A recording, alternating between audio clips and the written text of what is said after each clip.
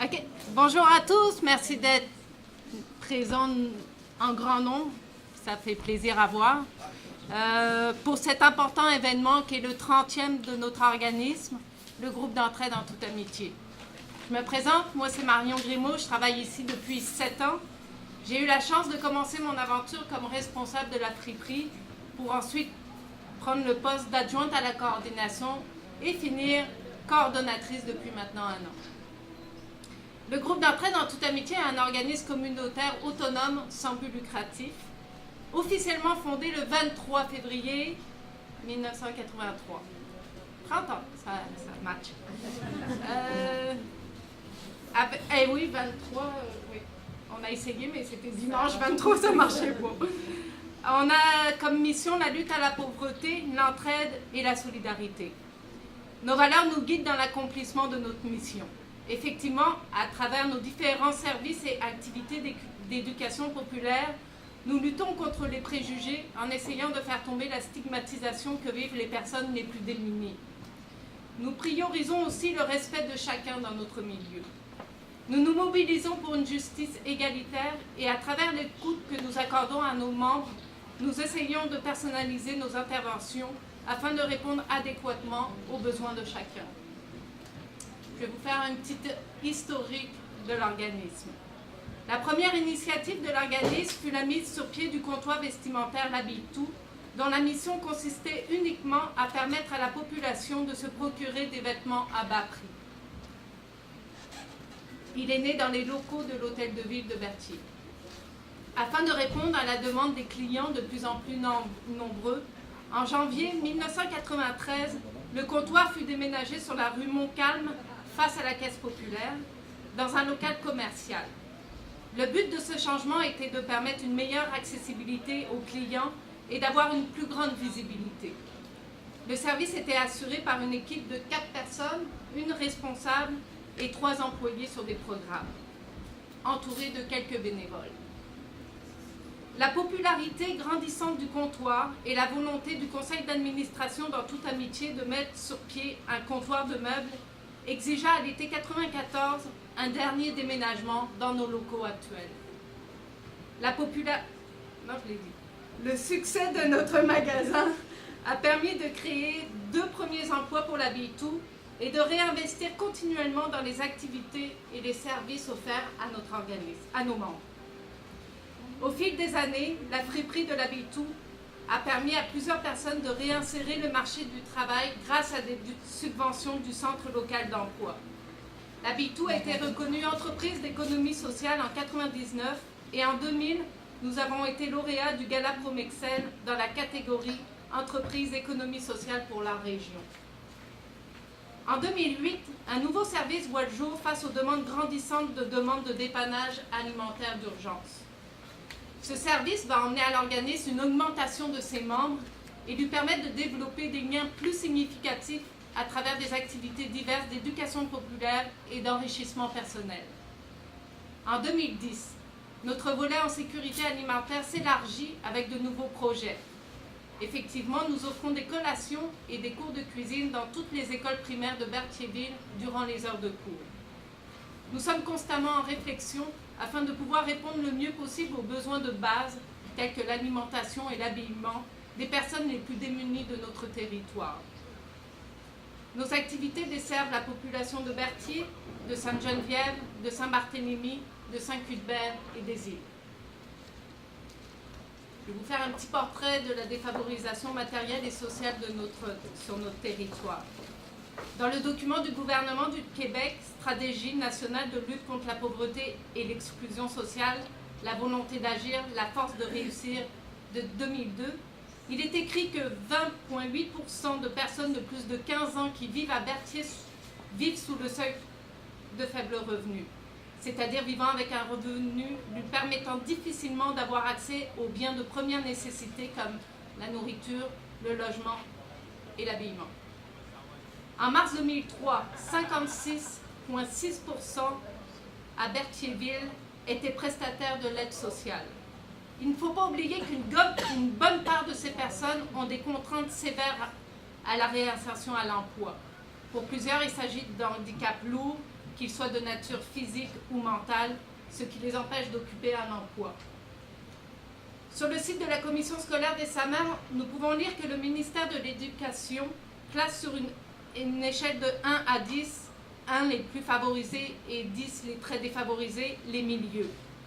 À partir de différentes informations, scolarisation de la mère sans diplôme et taux d'inactivité, il établit un indice du milieu socio-économique. Pour le milieu de Berthier, l'indice du milieu socio-économique est établi à 99. L'indice du seuil faible revenu est quant à lui au niveau 9. Au regard de ces chiffres, nous ne pouvons nier l'importance de la présence d'un organisme tel que le nôtre à Berthier. Mentionnons également que nous sommes un acteur principal dans l'amélioration de la qualité de l'environnement dans notre milieu. Effectivement, cette année, nous avons reçu 120 tonnes de textiles et réutilisé 66 tonnes, pour n'enfouir que 600 kilos. Je ne pourrais pas passer sous silence l'immense défi de chaque instant qu'est le financement. Oui, le financement d'un organisme communautaire est en soi un défi permanent. Nous sommes subventionnés par le ministère de la Santé et des Services sociaux. Étant catégorisés dans le secteur faible revenu, nous faisons partie des organismes les moins financés de ce ministère. Effectivement, nous avons reçu pour l'année 2012 un montant récurrent de 36 886 $ et une somme non récurrente de 5 910 $ est venue se rajouter à notre grand bonheur tout de même. L'argent que nous recevons en projet ponctuel ne reconnaît pas le travail déjà énorme que nous faisons et nous met dans une situation d'insécurité financière. Je vais vous donner quelques exemples des conséquences d'un sous-financement.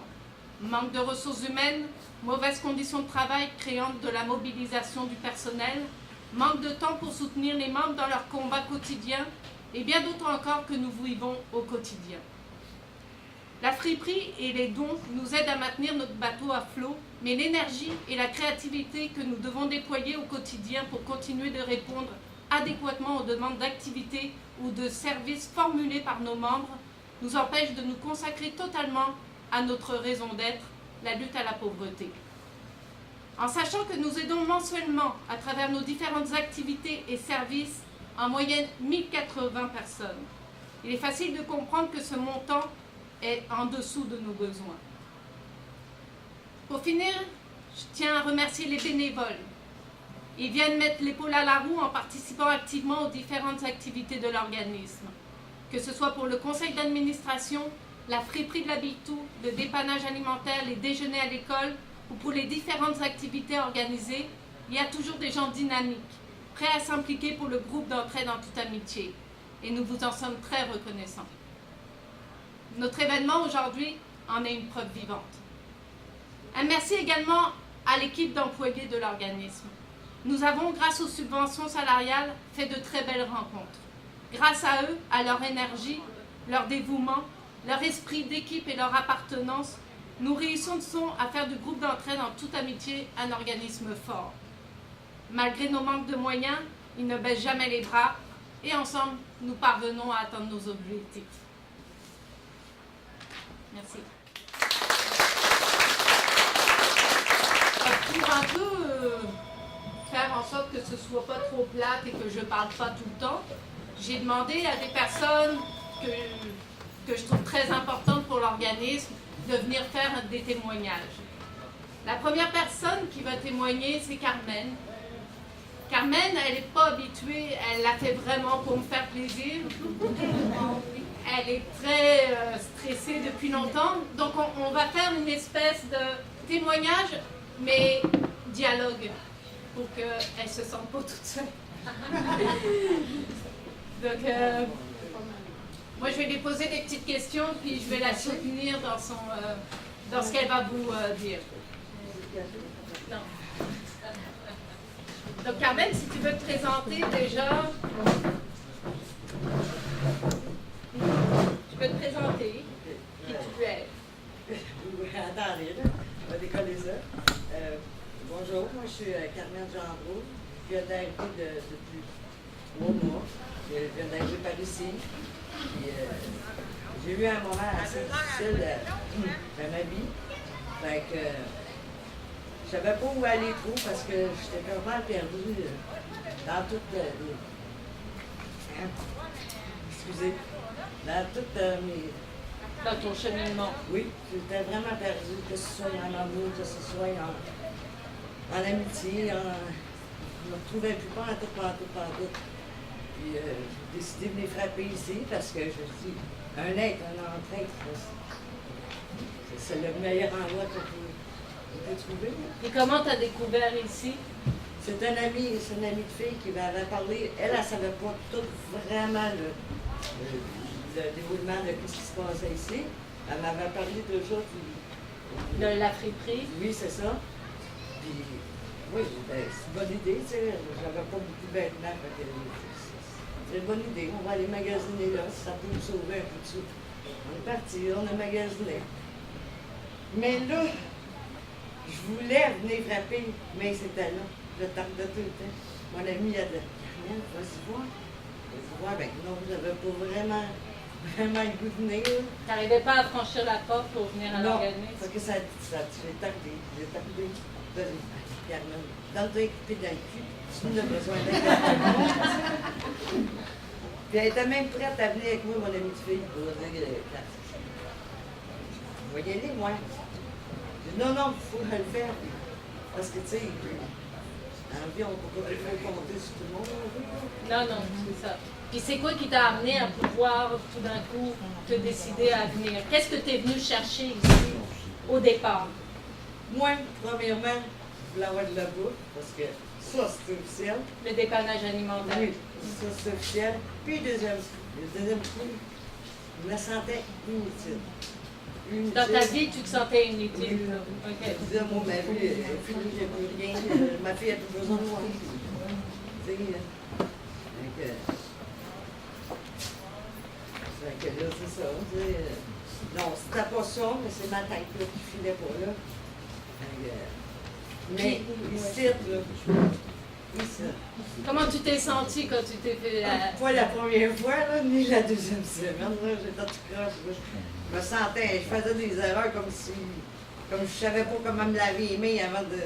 Parce qu'en fait, quand tu es arrivé, tu nous as offert du bénévolat. Oui. Parce que tu disais que ça allait un peu briser ton isolement Oui, et tout ça. Pas mal, parce que oui, j'étais comme rendue toute seule tout le temps. Puis, Donc, tu es venu chercher de la bouffe, mais en même temps, en parlant, on s'est rendu compte que ça te faisait du bien d'avoir une activité. Oui. Donc, on t'a mis dans la cuisine direct. Ouais. On a dit, on niaise pas avec elle, elle veut faire du bénévolat, on la met direct dans la cuisine. Là. Nous autres, là, des bénévoles en or de même, là, on aime ça. Oui, puis j'en avais besoin de bouger, puis j'avais besoin d'exister, c'est ça que surtout. Là. Tu sais, on dirait, moi, j'existais même plus, là, tu sais, le père m'avait oublié un petit peu. Là. Oui. Puis depuis que tu fais ce bénévolat, ça fait à peu près 3-4 semaines, un mois comme il faut que tu es là, hein? Peut-être 2 mois. 2 mois. Ouais. OK. Qu'est-ce que ça t'a apporté, le bénévolat ici? Oui, la confiance en moi. Parce La que confiance je en l'avais toi. perdu beaucoup. L'estime de moi-même, ça, je l'avais perdu beaucoup. Et ça, c'est sérieux. Parce que j'ai demandé à mon ami de fille, pourquoi toi, t'es mon ami? Sans me essayer d'opposer. Ben, c'est parce que t'es une personne, tu sais. T'es en part entière comme tout le monde. Tu sais, là. Ben, j'ai dit, ben voyons donc, tu sais. Pourquoi? Moi, j'y ai posé plusieurs fois. Mais aujourd'hui, je pose plus cette question-là. Moi, je trouve, oui, je vaux quelque chose, mais c'est comme tout le monde. Tout le monde, qu'on soit... On est toutes des personnes entières, qu'on soit comme qu'on voudra. Moi, en tout cas, pour moi, c'est ça. Dans ma pensée. Et, c'est... Ah, moi, j'aime tout le monde aussi. J'aime tout le monde. On n'a pas de mots pour ça, hein, parce que non, tu sais, là. Tu sais, tu m'as fait confiance, ça, là. Ça, c'est beaucoup pour moi, là, tu sais. Tu me dis oui tout de suite, puis... Tu sais, après, tu m'as offert un projet parce que tu peux m'aider encore un peu plus, tu sais, puis grâce à ça, moi, j'ai un peu de sous que je peux sortir un petit peu avec du monde, tu sais, là. C'est le fun, on est rendu, tu sais, des vrais amis, là. Oui, à ça, ça fait longtemps, là, j'ai pas eu ça dans ma vie, tu sais, une gang, puis c'est le fun, puis tu sais, là. faut dire que l'équipe de la cuisine avec Lynn et puis avec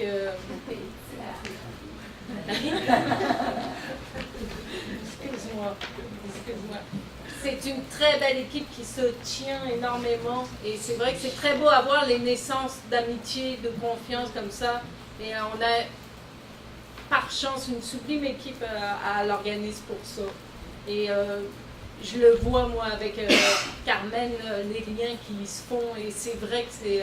et je l'ai vu évoluer du moment où elle est arrivée. En 2 mois, là, il ne fallait pas grand-chose, là, mais en 2 mois, effectivement, c'est une personne qui est beaucoup plus confiante. Et pour nous, c'est un trésor.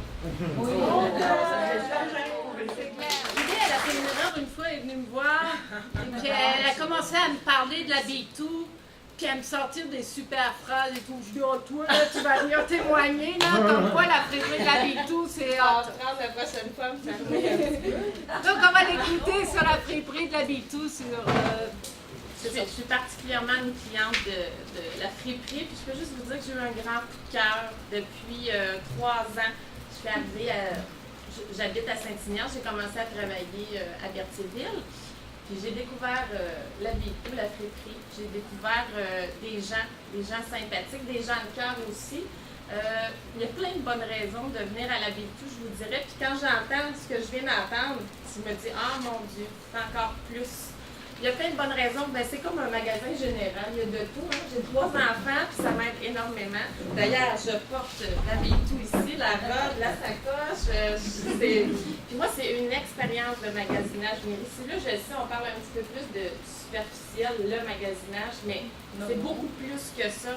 C'est ça qui fait qu'on a le goût de venir ici plutôt que d'aller dans les magasins. Moi, j'ai dit à Marion, je pense que c'était ça la phrase qui l'a accrochée, j'ai découvert mon style en venant magasiner ici. Parce que c'est pas comme les autres personnes.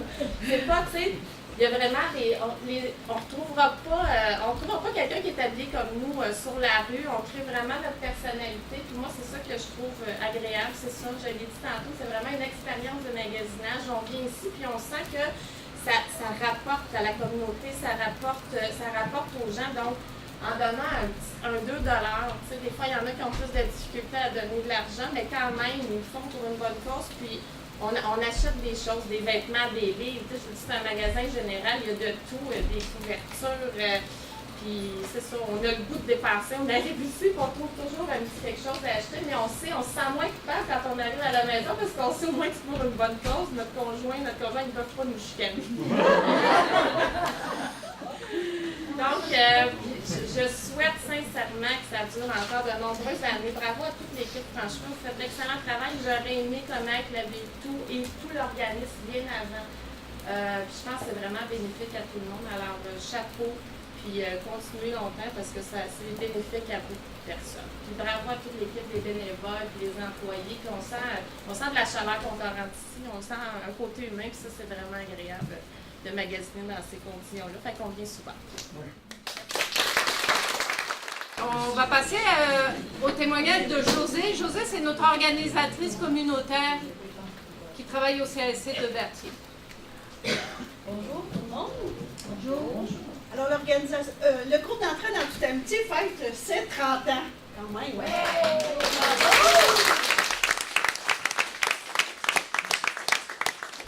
L'organisation communautaire a vu naître, grandir, évoluer et a accompagné en toute amitié au fil de ses 30 ans.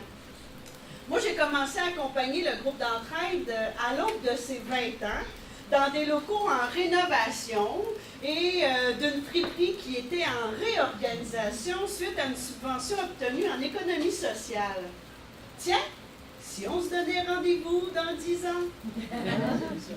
Que de chemin parcouru dans les dernières années sur une route diversifiée de campagne avec ses beautés de la nature, d'autoroute où tout roule à une vive allure, de gravel où il faut prendre son temps, de construction où il faut boucher et réparer les trous, sur une route en développement, en projet de prolongement, mais qui se réalise quand même, sur la route de Berthier.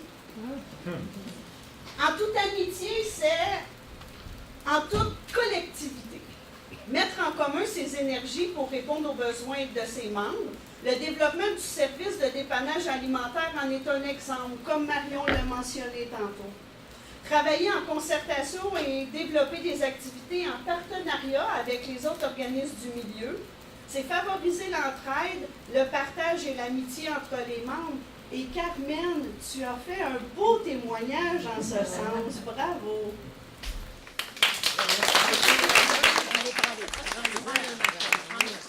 En toute amitié, c'est en toute créativité. Marion l'a dit tantôt, trouver de nouveaux moyens de financement, c'est un défi de taille pour un organisme reconnu, mais peu financé, dans un contexte où la pauvreté dans le milieu et les besoins qui sont de plus en plus grandissants, et où le groupe a beaucoup de nouvelles idées, mais peu de financement pour réaliser l'ensemble de ses projets.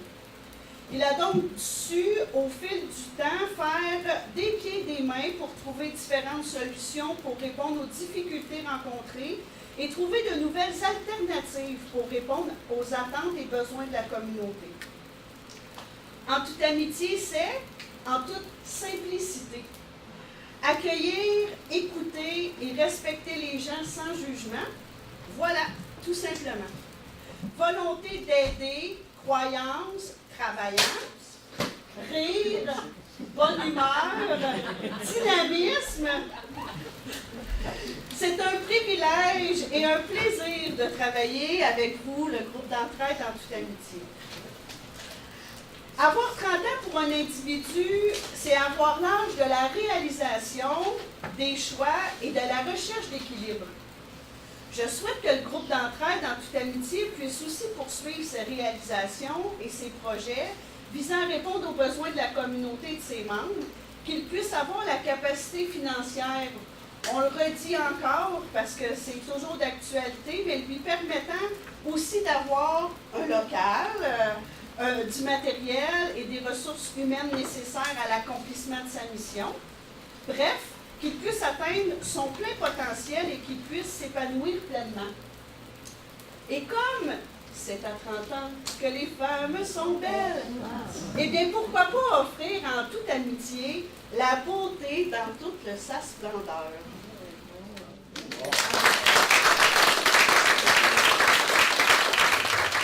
Le témoignage de Louise. Louise est quand même quelqu'un qui est encore très impliqué dans le communautaire. Moi, je l'ai rencontrée à diverses reprises. Elle était venue faire du bénévolat ici à un moment donné. Elle avait écrit un sublime texte, donc là, je me suis dit, Tigidou, on va lui en donner un autre après. Bonjour tout le monde. Juste dire que je suis particulièrement émue de voir, entre autres, la qualité de ton témoignage. Ça me touche beaucoup, Carmen. Puis, il me semble que dans la vie, on a besoin de ce genre de témoignage-là, de voir que notre milieu, il vit. Notre milieu, il est grouillant d'activités et de gens qui sont d'une qualité exceptionnelle. Alors, prenez-les personnels, mesdames, aujourd'hui. Je veux dire que je suis particulièrement flattée d'être avec vous. Quand j'ai pensé à ce que je devais dire en toute amitié, je me suis demandé, moi aussi, je me suis posé la question comme toi, Joseph, depuis quand tu connais? Ben, quand je suis allée dans le communautaire ici dans la région, c'était en 90 plus particulièrement. Et à l'époque, il y avait Marie-Lorrain qui travaillait ici. Alors, j'ai appris à connaître en toute amitié par Marie, la première fondatrice, je pense, oui, dans toute amitié. Et à quelques reprises, avec elle et les membres à l'époque, on a fait quelques activités. Vous saviez peut-être que j'étais dans le mouvement des femmes. Alors, journée du 8 mars, activité de sensibilisation sur différents thèmes.